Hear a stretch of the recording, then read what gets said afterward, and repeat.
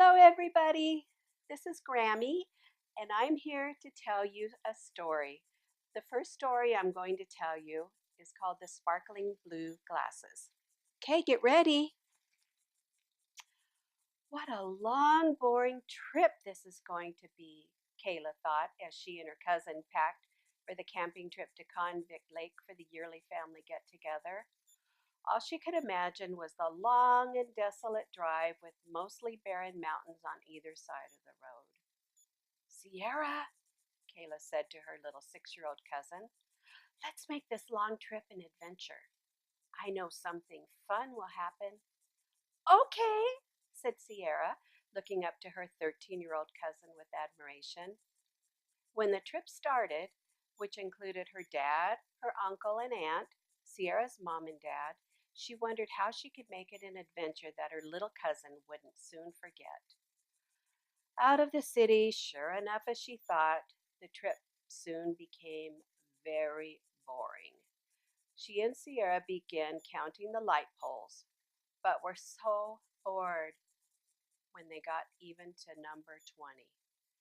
Kayla then pointed out the lava rocks that looked like they shot out of a long ago volcano and lined either side of the road. Boring, boring, boring was all Kayla could think about. At about the same time, her Uncle Eric announced they would pull off onto the upcoming rest stop. Kayla looked at Sierra and said, it'll be nice to get out and stretch our legs. The truck came to a stop and Kayla took Sierra's hand to get a drink. Don't go out of our sight, said her dad and Sierra's mom. After they gulped down the nice cool water from the drinking fountain, Kayla looked and noticed a quick flash in a small hole between the water fountain and the wall. That's odd, Kayla said as she and Sierra looked at each other. Upon a little glance, she saw something blue and sparkly. She quickly reached in, and when her hand came out, in it were a pair of sparkly blue glasses. Wow, look at these, Sierra, Kayla said as she continued to admire the treasure. At the same time, looking back towards the hole, it was gone. Completely gone. No hole. Just the fountain. Kayla put the glasses on, and she was always looking for some cool glasses. When she did, she immediately took them off. Sierra looked up at her a bit oddly. Sierra, Kayla excitedly said, put these on and tell me what you see. Sierra did just that, and her mouth immediately opened, and she formed the biggest wow word she could ever said in her whole life. Cool, huh? Said Kayla as she put the glasses in her pocket. Time to go, said Sierra's father. As they looked into the truck, Kayla and Sierra took turns looking through the glasses. The trip had become an adventure. When they looked through the glasses, they didn't just see the desolate mountains. They saw friendly giants sitting on the mountain tops as if they smiled and waved at the girls as they drove by.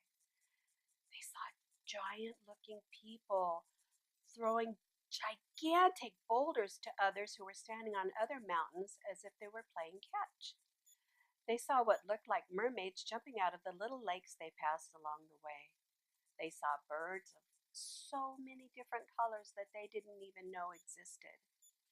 Kayla and Sierra were not afraid at all and knew they could not tell their parents because they just knew it would take the magic away. Before they knew it, they heard, almost there, from Sierra's dad and Kayla's uncle. Wow, that was quick, said Kayla. When they pulled into the campground, Kayla and Sierra jumped out of the truck, Kayla holding on to the sparkling blue glasses. That same flash that they saw in the rest area happened by a tree right near where the truck was parked. Kayla and Sierra walked over to it and noticed a little note tucked into a little hole in the tree. Sierra took the note and read it out loud to Kayla, as she was now an excellent reader. Dear friends of the sparkling blue glasses, I hope you have enjoyed your adventure and your trip was not boring. You have had a chance to see what is always around you in your imagination.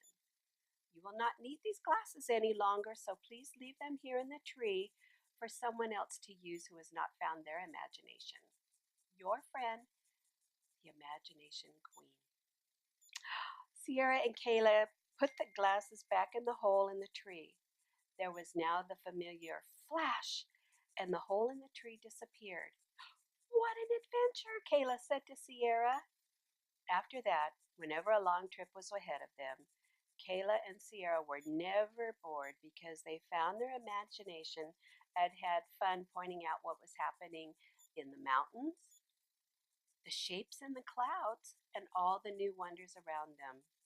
Of course, their parents always asked them what they were pointing at and giggling about. This only made Kayla and Sierra giggle even more because they knew their parents were old and lost their imagination a long time ago. The end. I hope you enjoyed the story. This is Grammy. Be good. Bye bye.